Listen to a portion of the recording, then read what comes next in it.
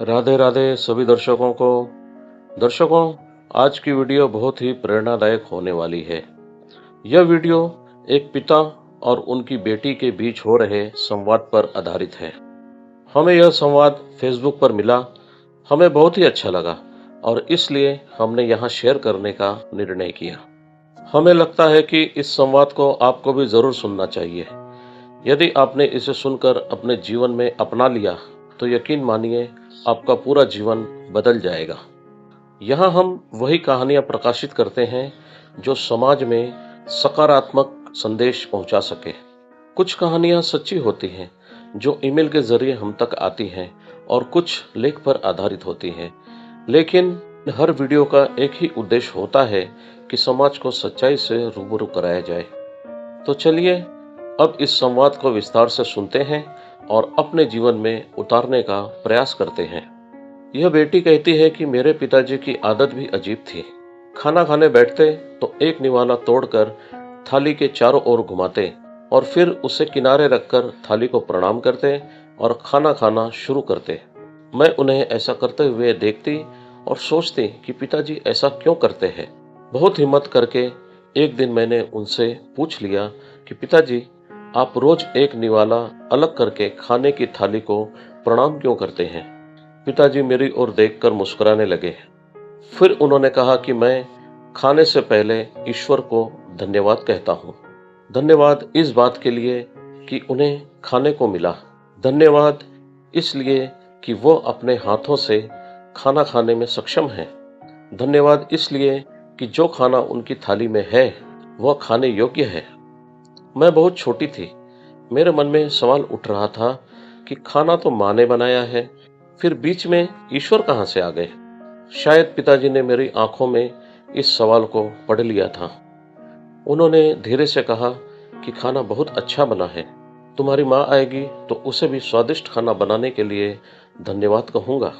कायदे से यह बात मुझे याद नहीं रहनी चाहिए थी, लेकिन मुझे याद रह गई, जिसका कारण यह था जिस दिन माँ दम तोड़ रही थी उससे कुछ देर पहले उसने इशारे से पिताजी को अपने पास बुलाया और कहा कि आप मेरे मुंह में तुलसी का एक पत्ता और थोड़ा सा पानी डाल दीजिए। पिताजी ने ऐसा ही किया। पिताजी ने जैसे ही माँ के मुंह में चम्मच से पानी डाला, माँ मुस्कुराने लगी। मुझे याद है उसने अपने दोनों हाथ जोड़े और फुसफुसाते हुए पिताजी को धन्यवाद कहा था। माँ जा रही थी। पूरा परिवार माँ के बिस्तर के सामने खड़ा था। माँ के चेहरे पर जरा भी शिकन नहीं थी। माँ जाते हुए पिताजी का धन्यवाद करते हुए गई। धन्यवाद इतने दिन साथ निभाने के लिए।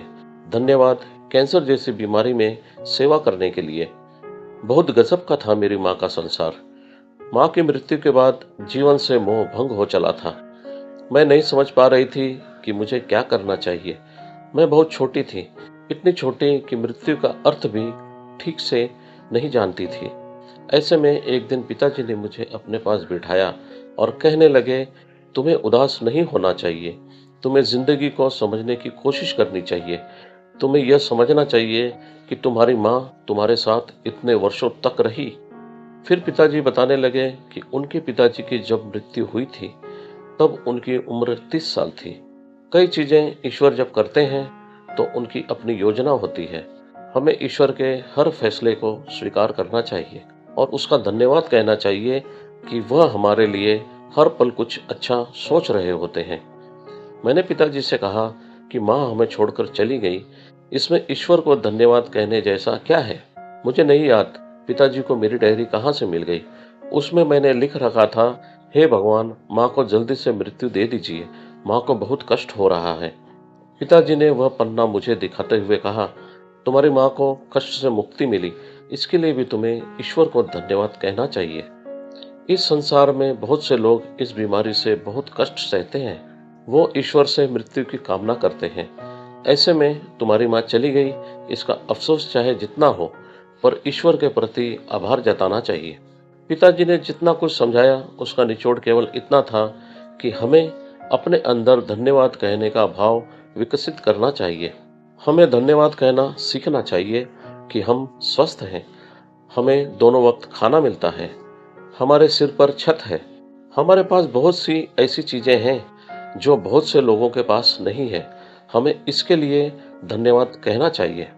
हमें धन्यवाद इसलिए कहना चाहिए क्योंकि संसार में बहुत से लोग ऐसे भी हैं जिनके पास वो नहीं है जो हमारे पास है। इस संसार में बहुत से लोगों के पास ऐसी चीजें हैं जो हमारे पास नहीं है। उसके लिए मन में मलाल रखने के बजाय जो है उसके लिए धन्यवाद कहना सीखना अधिक महत्वपूर्ण है। मैंने कभी पिताजी को उदास नहीं देखा। मैंने पिताजी से एक बार पूछा था कि क्या आप कभी दुखी नहीं होते? तो पिताजी ने मुझे एक फिल्मी गीत गुनगुनाकर जीवन के सत्य को समझाया था। मुझे गम भी उनका अजीज है कि ये उन्हीं के दी हुई चीज है। पिताजी ने इस गाने को गुनगुनाते हुए मुझे समझाया था कि जिंदगी बहुत आसान हो जाती है अगर हम घटने वाली घटनाओं को ईश्वरीय विधान माने तो। वो मुझे समझाते थे कि बहुत छोटी छोटी बातों में भी तुम अच्छाई ढूंढ सकते हो। एक बार अच्छाई ढूंढने की आदत पड़ जाती है तो जिंदगी आसान हो जाती है। दोस्तों, आपको कहानी कैसी लगी कमेंट करके हमें जरूर बताएं। अच्छी लगी हो तो वीडियो को लाइक और शेयर करें। ऐसे ही और भी कहानियां सुनना चाहते हैं और हमारे इस मुहिम से जुड़े रहना चाहते हैं तो चैनल को अभी सब्सक्राइब करें, बेल आइकन भी प्रेस करें ताकि नई वीडियो की नोटिफिकेशन सही समय पर आपको मिलती रहे। दर्शकों, आज के लिए बस इतना ही। अब चलने की आज्ञा लेते हैं और जल्दी फिर मिलते हैं एक नई वीडियो में नई कहानी और नए मुद्दे के साथ। तब तक आप खुश रहें, स्वस्थ रहें और सुरक्षित रहें। अभी तक हमसे जुड़े रहने के लिए आप सभी का बहुत बहुत धन्यवाद। आपका दिन शुभ रहे। हमारी ओर से सभी को राधे राधे।